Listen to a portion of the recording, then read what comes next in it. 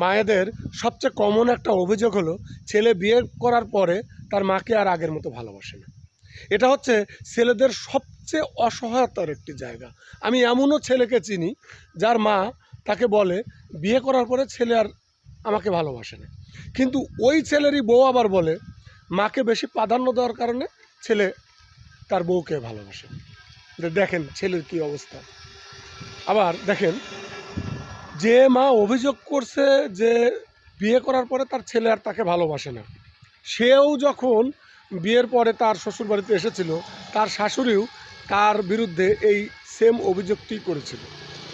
তার শাশুড়ি তার শাশুড়ি তার শাশুড়ি সবার অভিযোগ প্রায় একই, যে ছেলে বিয়ের পরে তাকে আর ভালোবাসে না। এখন বুঝি না এইটার সমাধান কি। ছেলেরা এই জায়গাটায় প্রচণ্ড অসহায়। ভাই, আপনারা যারা আমার ভিডিওটা দেখছেন, যদি আপনাদের এর সমাধানে কোনো কিছু জানা থাকে আমাকে একটু কমেন্টের মাধ্যমে জানাবেন। আমি চেষ্টা করব ওই কমেন্ট ধরে আরেকটি ভিডিও করার জন্য। ধন্যবাদ।